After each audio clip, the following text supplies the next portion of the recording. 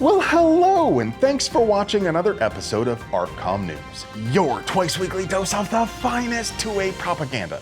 Last week, 2 federal judges admitted to Congress they had issued error-ridden court orders which had been prepared with the use of LLMs. Like most rich or powerful men, they are violently allergic to accountability, so without hesitation, they happily threw their staff under the bus. Greetings from under the bus. Judge Julian Niels of New Jersey blamed an intern, and Judge Henry Wingate of Mississippi blamed a law clerk. I wish I had the opportunity to tell them, you do understand that's worse, right? By throwing your juniors under the bus, you are telling us you're useless and incompetent. You are responsible, not your juniors. Now we can only assume this sort of lazy incompetence is rampant in the federal courts. And don't get me wrong, the problem wasn't the use of an LLM. I use ChatGPT for work all the time. There's all sorts of stuff that's really good at. For example, it articulated some real banger arguments about why the excuses made by these losers doesn't remotely absolve them of responsibility. It is my responsibility. Large language models can be fantastic tools, but like all tools, they have their limits, and a human being needs to check their work. I use ChatGPT in the same manner I use Wikipedia. That is, it's a quick way to get started learning about something. It's a great way to find resources, but then you still have to actually go to those sources and read. People have a frustrating tendency to go to extremes, and they're doing it all over again with LLMs. Everyone seems to view them as either a panacea or demon. The world would be a lot better place if everyone could just take a deep breath and understand that a thing can be useful without being the ultimate answer to life, the universe, and everything, or our total doom. Oh, we're doomed! No. But hey, it would be impossible for us to produce quality 2A propaganda without sponsors. So let's pay some bills. Today's video is sponsored by Hornady. The 338 Advanced Rifle Cartridge. Purposefully designed for hard-hitting subsonic performance, the 338 ARC delivers 1.5 times more energy than the 300 Blackout subsonic. Featuring the 307-grain Sub-X bullet in the subsonic line and the 175-grain hollow point in Hornady Black. The big little cartridge that packs a punch. The 338 ARC from Hornady. And by Vortex. Vortex just released a new closed emitter version of the Venom Micro Red Dot. The new enclosed Venom features large top-mounted buttons and shake awake so it's always ready and auto shut off after 10 minutes to save on the convenient side-mounted battery. Find out more down there in the doobly-doo. Scam Blondie's Justice Department is out there trying to limit relief again. She tried to keep you from carrying in the post office, and now that she lost, she wants to limit relief to members of the Firearm Policy Coalition. This is exactly the same bullshit she pulled in the interstate handgun sales case I told you about a few weeks ago. Lots of folks came out of the woodwork white knighting for Blondie on that case after the DOJ panicked and tried to spin it as some nonsense the judge made up on his own. We make the rules, pal. I even had to follow up on that video to make sure you good folks knew that Pam Bondi's DOJ were the ones fighting to keep gun control in the first place and were moving to limit relief after they lost. Blondie clearly didn't learn from that case because she's doing it again. I'm sure in a day or two they'll have the same excuses too.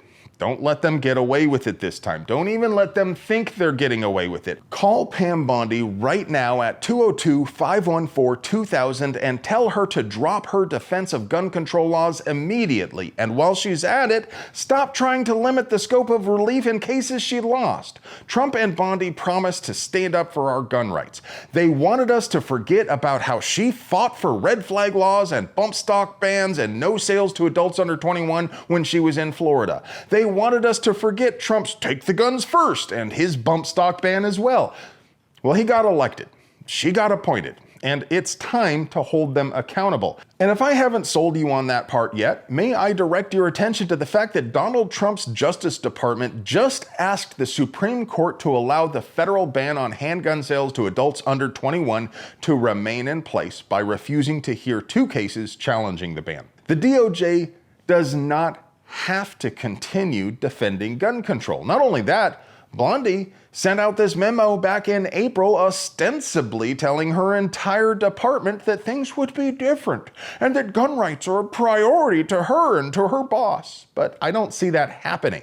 So again, I urge you to call Pam Bondi right now at 202-514-2000 and tell her to stop defending gun control. I think I've made a compelling case. So if you disagree, please do me the honor of articulating an equally compelling case as to why we shouldn't expect bureaucrats like Pam Bondi to do as they're told.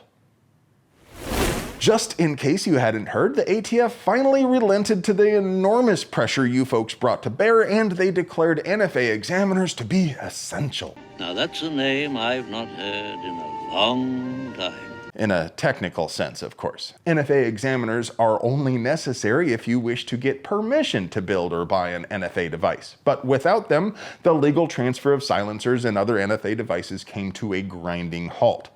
I have no doubt the ATF was still happily cashing your checks during that time, of course, but without examiners, they can't approve stamps. They wouldn't even be able to process Form 3s for manufacturers to ship cans to dealers. So the examiners have returned to work, and you should see your new toy soon. I wish the two of you a long and happy relationship. A Florida judge just ruled the Florida law banning adults under 21 from carrying concealed weapons is unconstitutional. Now, obviously, a Florida ruling is not binding in other states, or in federal court for that matter, but it can be cited in arguments against similar laws. The fact that another court already examined the issue can be persuasive, so another one for the good guys.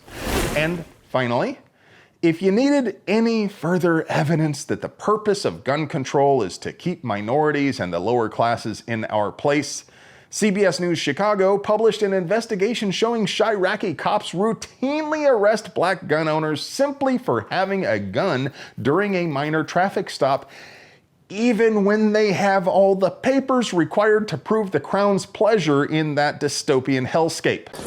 Papers, please. Free men shouldn't have to prove they have favored status anyway.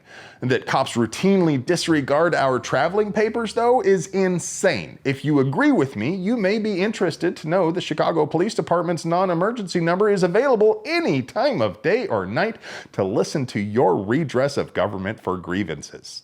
Just in case you missed it, we published a couple of episodes this week with a different style to them. We did that so that we could hopefully bring you more episodes. But have no fear if you prefer this format. We plan to continue our usual green screen meme machine alongside the desktop breaking news format, but the latter is a lot faster to produce, so in true ARFCOM fashion, we'll probably keep doing both for the foreseeable future. But please, let us know what you prefer down below. And now, for your moment of zen. Oh yeah.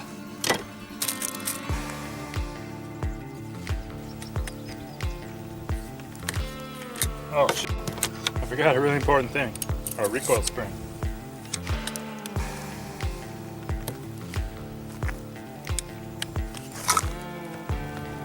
Gonna put a clipazine in. Standard capacity, 30 round clipazine. Charge this bad boy.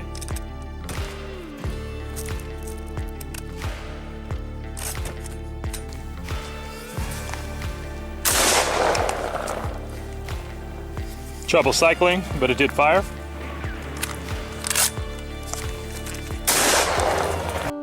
Hello, friend. Do you like pews and pew-related things? Would you like to help us keep delivering you pure and good American pew book and at the low, low price of $3.99? We literally couldn't pay the bills without our sponsors, so do us a solid and get yourself something nice from them. You deserve it. I love you.